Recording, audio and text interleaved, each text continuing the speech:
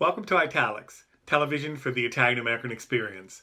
I'm your host, Anthony Tamburri. With us this month is Richard Vetere, playwright, novelist, film and TV writer, poet, actor, director, and producer. Richard's most well-known work is The Third Miracle, of which he co-wrote the screenplay adaptation, starring Ed Harris and directed by Agnieszka Holland. Vetere received a grant from the Russo Brothers Italian-American Film Forum to write, direct, and produce the award-winning documentary Where Are We Now? The Italian American Today. Vetere's plays have been produced off Broadway regionally and internationally. His play Zagwada was published right before the pandemic. He just completed The Atheist in All of Us, and his screenplay Caravaggio was just published as well.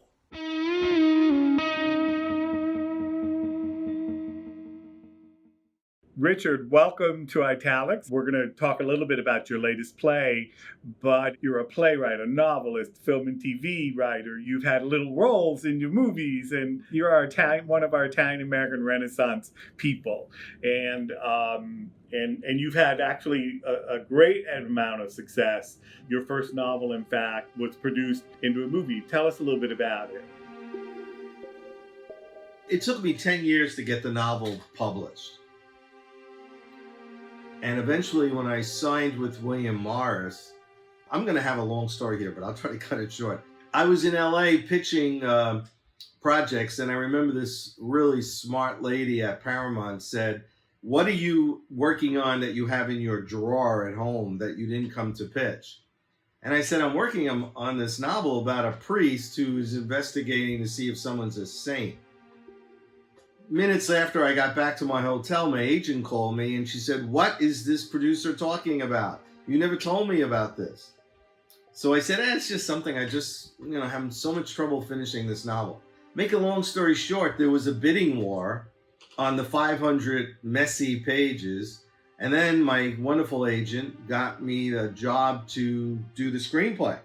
So I went back and edited the novel, and eventually Simon & Schuster bought it. I cut 200 pages from it, and that was The Third Miracle. And then Agnieszka Holland directed it with Ed Harris.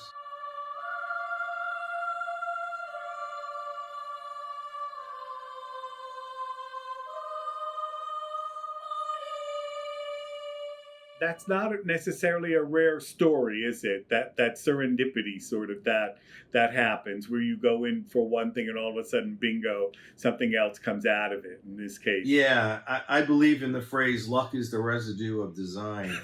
And on the set, Ed said to me, "Hey, that's pretty good. Your novel was published 3 months ago, and now you're on the set shooting." I go, "It took 10 years to get the novel published." Yeah, exactly. So you've done other novels. You did Baroque. You did Champagne and Cocaine, The Writer's Afterlife, and all of those three I'm very familiar with for a variety of reasons. And you've written, we can say, a plethora of plays. You've written really a lot of plays, and they've been produced.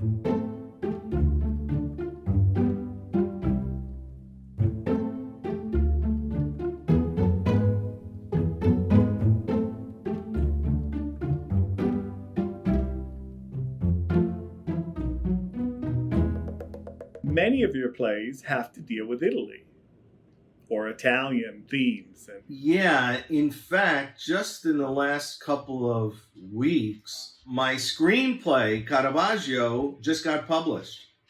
Wonderful. Yeah, my first screenplay, published screenplay. And it's a festival selection for the genre screenplay selection film festival. And it's a finalist and a couple of others. And my new novel, which is my first sci-fi novel, I, Human, just won a runner-up award with the amazing Whodunit mystery series. That's being published in September. No Italians in that. No. Yeah, it's in the future. I mean, yeah. He's a genetically enhanced human being, so he could have some genetic. And my novel, The White Envelope, is really an autobiography, even though it's fictionalized, where it's growing up in Queens, and it's about an Italian-American kid. My mother had me pick up a white envelope every Tuesday after school for my Aunt Josie, and I never knew what was in it. And I decided many decades later to write this novel, and I made a whole story out of it when the young kid finds his aunt murdered one Tuesday afternoon. And it stays a cold case for 50 years. So tell me, before we get to your latest play, how important is this Italian-American thing or this Italian thing? How do you negotiate that? Where does all that begin as far as the creative process? Well, you're not conscious of it at all. I just remember being in a playwrights group years ago, which I was in for a long time, the New York Playwrights Lab. And I was the only Italian-American, the only Catholic. And they would always say to me, we think you're Jewish because you're so smart, but you write like a Catholic. And I go, why do you say that? And they go, well, there's so much blood in your work and passion. And I think what they were saying is you're an Italian-American Catholic from New York. It's the only thing I could figure out. So I think you rely on, as a writer, the subconscious. Like, let's say The White Envelope. Yeah. It's really my story. Yeah. And it's a lot about growing up as an Italian-American kid, but I don't give anybody surnames. But I guarantee everyone who's read it now, and the reviews I'm reading, is he captures this authentic New York City. And I'm like, wow, I didn't even think about that. So yeah, I don't know if this really matters, but I did do my genetic DNA thing. Okay. And I was kind of shocked because I'm expecting to be 85% Italian. And it winds up I'm only 32% Italian. And I'm 26% Southern Italian and Greek, 17% Middle Eastern, and 14% West Asian. And for those who are actually paying attention to the numbers, I'm 9% Northern Europe. And now when I meet Italians from Italy, they go, yes, you have a face of a Syrian. So I said, really? I had no idea. I think that stuff really matters, but I think it matters more you're growing up, and writers rely on memory, and the memories that I write about are so distant now from who I am and the people I hang out with, but they're so ingrained that, I grew up in an Italian-American working class world. Right, and it's much more nurture than nature. Yeah, exactly. Yeah. We can count, and in fact, that's something that some of us have been dealing with, the whole idea of, what constitutes, quote unquote, an Italian writer, especially for Italy today, and all that's going on there with all the immigrant writers or the first generation born in Italy of immigrant parents who are writing about things that we never saw before in Italian literature, right? Thematics and stuff. Mm. And also with some Americans now who are writing, there are a few, but some American-born, American-educated, non-Italians from the point of view of DNA who are writing in Italian. One being, of course, Jhumpa Lahiri, who has written now 2 books, sort of autobiography in altre parole, in other words, and now another one, Dove mi trovo, where I find myself, which is more of a novel. So all of that, right, it's much more nurture than nature, where we grew up, etc. And it's the whole idea of self-identity, right? And how we identify ourselves. Well, I don't know if this pertains to that, but when Caravaggio, my play, was produced in Rome, Porto Ercole, and Capri, and I had been hired back in '93 to write a movie in Rome, an American movie, but an Italian producer-director, I realized that I'm really Italian-American. I'm not Italian. Right. And even with Caravaggio, doing all the interviews, and I was interviewed on the Tiber River at midnight. It was so exciting. Yeah. And I was like, wow, this is very cool. But I realized that my whole thing, I remember my director, Giacomo Battiato, had said to me, you're an interesting combination of an Italian and Italian-American. And I go, what do you mean? He says, the Italian is the artist and the vision of the art. And the Italian-American is you get things done. Yeah, I'm a white Anglo-Saxon Protestant somewhere. Yeah, that's true. I mean, we all grow up, right? We all grew up thinking at least of our generation, thinking we're Italian. We grew up in a neighborhood. There were still the quote unquote old immigrants. They could speak much better Italian than English, if they could even speak English. There were still some of those where I grew up, for example, in Stamford, Connecticut, and so we all said we were Italian. And it wasn't until we left the old neighborhood and went into the big real world that we realized we weren't Italian, but we were Italian American. Yeah, and I always tell people, I heard the word Italian American for the first time, the phrase or the label for the first time when I was a freshman in college in a sociology course, and the professor did a unit on ethnicity and started talking about Italian Americans. And for a moment there, at the beginning, I wondered, like, who are those people? Then I realized after a couple of minutes he was talking about me. Yeah, that can sometimes be a culture shock, right, for a lot of us. So we should say you're also a colleague. You also teach at Queens College, and you teach in the film and media department. Yeah, and you teach screenwriting for the most part. Yeah, I have no idea that I've been teaching it for 30-something years.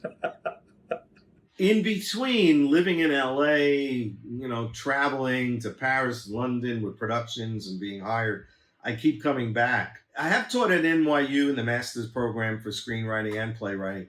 At Queens, I teach just the beginning fundamentals of screenwriting. Great. So recently, this is about 2019, you published this play called Zagwada.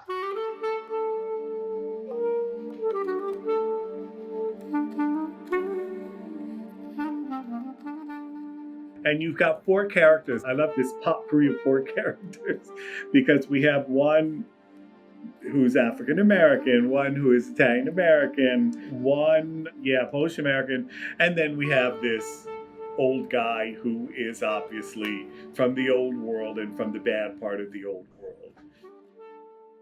So where does a play like this come into, your creative universe? Sometimes with a writer, or at least with me, stories could sit there in your brain for years. And this one sat for decades.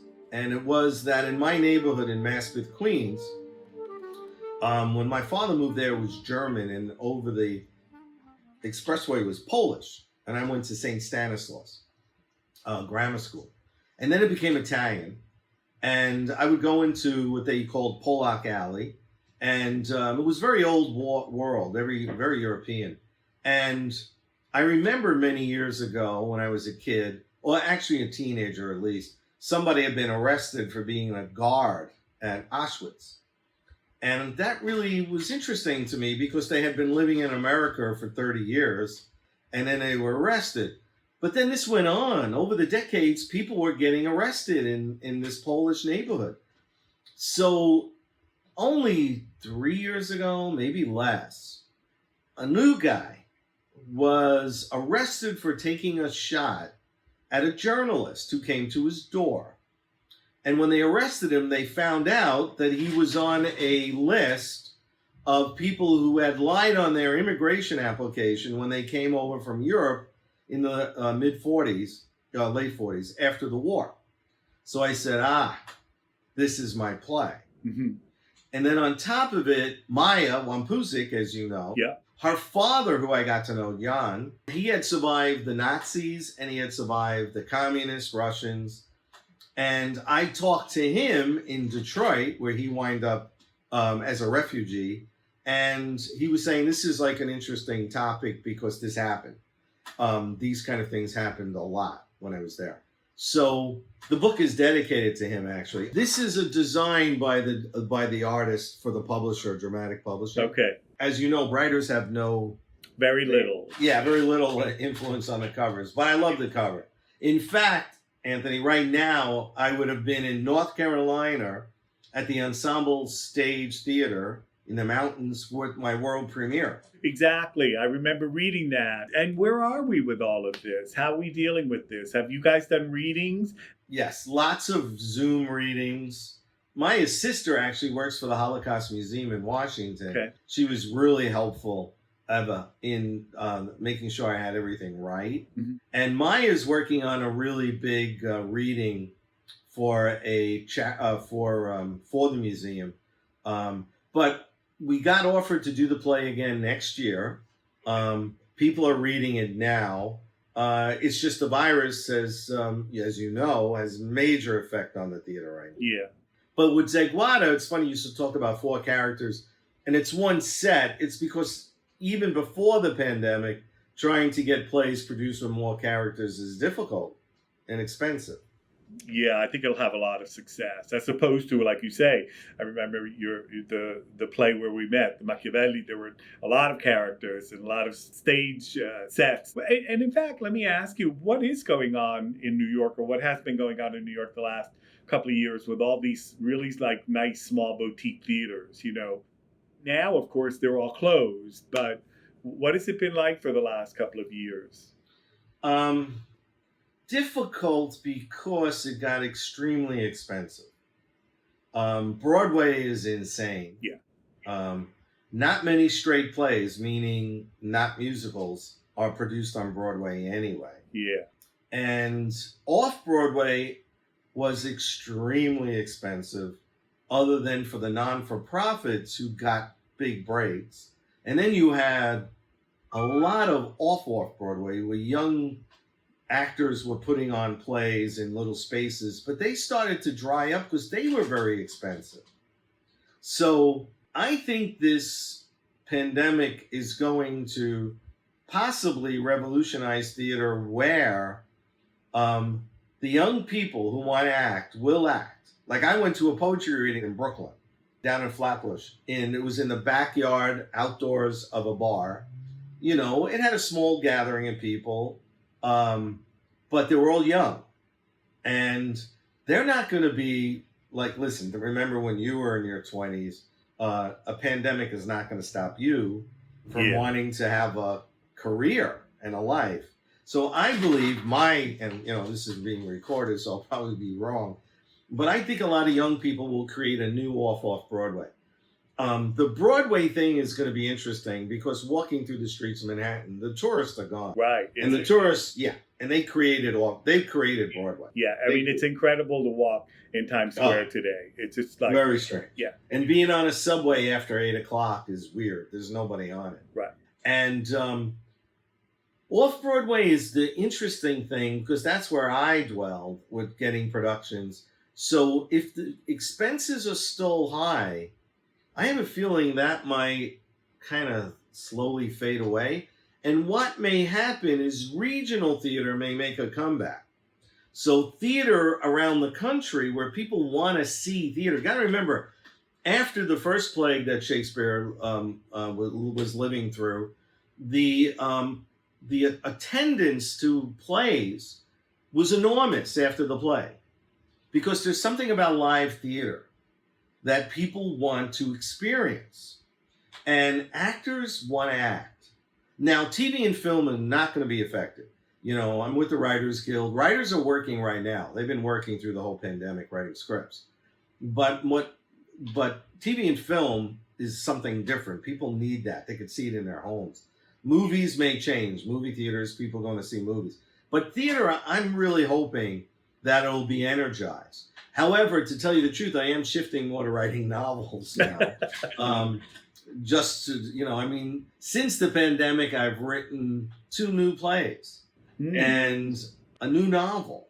Okay. Plus editing all the old stuff, plus the new screenplay that's being produced, Caravaggio. So I've been really busy. This is really good time for writers who write. Yeah. Because I'm home, and socializing in the evenings isn't easy anymore. Right. Just starting to try it now that the virus has gone down a bit in New York City. Yeah. You said you were going to produce this, so you would be in North Carolina today if the virus wouldn't. So you already have your actors lined up, or you? Yeah. The company cast in North Carolina. But I recommended Maya Wimpuzik, who has done readings for me. She speaks Polish because the character is a Homeland Security, a person whose father was a refugee. So I wrote this play basically for Maya, and I think it's a perfect vehicle, and she's a brilliant actress. Getting the Kozlowski, the capo, the former capo, is difficult. We've done several readings with wonderful older male actors. Since then, one passed away. Wow. That was just last year. So to get actors that old who can memorize Luckily, Kozlowski doesn't move around much, but it's really difficult to find someone who'll do a play. I mean, Harvey Keitel it would be my dream. He's Polish American. The younger black reporter, the African American woman, there's a lot of good actresses we've read. And Napoli, we've read a couple of guys that were terrific. Dan Laurier did a reading of it recently, well, before the pandemic. And Tom Waits from the Warriors is wonderful. So I'm not worried about those parts. It's getting Kozlowski. Okay. Does it have to be a quote unquote theater actor or? I need a theater actor who can speak the Polish. You know, and at least brings that. I found a Polish American actor who's wonderful, and he's not much older than me, maybe by a year. So I'm not worried about that. If you could get someone in their late 60s or something, because it's theater and they're up on the stage. Right, exactly. Far enough away where the makeup can really do its job, right? Yeah. Within my field, my world of quote-unquote critical discourse, right? And we come up with labels, etc. So you are an Italian-American playwright in some ways, right? Italian-American theater, quote-unquote, is really vibrant, but really unknown. That's my take on it. Am I correct? Yeah. I mean, there are tons of you out there doing really good work, and your names are somewhere on the playbill, right? But yet, we talk about Italian-American poetry, we talk about Italian-American film, right? We talk about Italian-American novels, etc. But we really don't talk about theater, do we? No. I mean, I'm in a lot of playwright groups. Right now I'm at the Actor Studio Playwright Director Workshop. Yeah. I would say there's one Italian-American in me out of 50. Yeah. Don't think he really writes about Italian-Americans. And honestly, my last 5 plays have no Italian-American. I mean, Napoli, Detective Napoli in Zagwada, but the theme is not Italian-American. Yeah. I just finished a play about Madeline Murray O'Hare, the famous atheist. I just wrote a play called The Atheist in All of Us. Yeah. No Italian-Americans. Yeah, I don't want to get stuck in that sort of forced labeling that you can't be considered part of this large group of Italian-American writers, Italian-American playwrights, etc., if you don't write about all the time, right? If you don't write about Italian-American. I've been doing this a long time as the other side of the desk, the critical side of the desk, and names have come up, but it's interesting that everyone talks about the old immigrant theater, but then it seems to have stopped after that, right? Like all the things that were going on in the United States in these Italian-American neighborhoods up until the first 30, 40 years of the 20th century. But then it seems we talk about contemporary Italian-American poets, we talk about novelists, but we don't talk about playwrights. And I just wonder if maybe it's something within just the nature of theater that is, you can go buy a book of poetry, you can go buy a novel, you can read it in your home, etc. People aren't used to reading theater. They think that theater only has to be seen to be, and it's not true. There are 2 or 3 really good publishers of theater, right? And so we don't read theater, it seems to me, as much as we read the other stuff. Actors read plays to look for parts, for scenes and things like that. I agree with you. People don't pick up a play to read a play. Probably nobody likes to pick up a screenplay to read a screenplay. Yeah, screenplay is maybe a little bit more particular. But the Italian-American thing, that's interesting that you bring it up. I'm not sure what they would write about now. In my novel, The White Envelope, which is an Italian-American feel, I was writing about 40, 50 years ago. The character, the 60s, 70s, through his life. But what would you write about? Italian-Americans, to me, have become mainstream. I mean, Napoli in Zagwada is a high-ranking NYPD dealing with terrorist department. And, he has what I feel a lot of Italian-Americans have today, which is no patience for anything that isn't American. Yeah. and whatever that means. And he doesn't want to prosecute Kozlowski for crimes from World War II because he thinks it doesn't mean anything today. He's got contemporary terrorists to deal with. So he's become very American. I think the Italian American, to me, has become very American.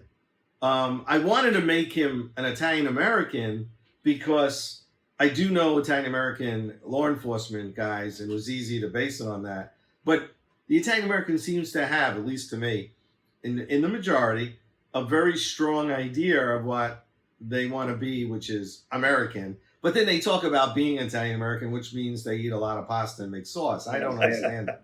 You know, because they don't really even go to church. I'm confused by who they are. So I write about the past of remembering when it seemed to have meant something. But they just seem to be so ingrained in American culture now that it's hard. Young playwrights, Italian American, some women directors I know are Italian. I go, oh, that's really cool. And I think I just seem like to them an old dinosaur if I'm talking about being Italian American and what it means. Yeah. You know, when they're in their 20s. Yeah. And that leads me to ask you about something else. And it slides right nicely into, and you mentioned Maya before she was your producer of a documentary film. Yes. You did this movie on what's an Italian American. Did this country embrace or strangle our spirit? How do the new, younger immigrants in our country see us? Being Italian American, I'm always hearing Italian Americans talking about their heritage. And I'm curious, third generation, fourth generation, are they more American or are they still Italian American? Where are we now, the Italian American today? But Italy may be more interesting to younger Italian Americans than the Italian American experience, perhaps. Yeah. Because it's unknown territory for them, I believe. Yeah, could be. And it's much more accessible just electronically. It's much more accessible. And it hasn't gone through changes. It's Italy. Right. You know, the Italian American has, I think. You know, but then again, all my Italian American friends are older. My nephews don't even consider themselves Italian American much. One other thing, I will just say this. You've also published poetry. You do it all, which is wonderful. And we're looking forward, you know, when we're back up and we can open up the Institute, we'll definitely have you. And maybe we can do something on quote-unquote Italian American playwrights. Oh, that's a great idea. Well, listen, Richard, it's been great chatting with you. You take care. You too. Thank you. Thank you.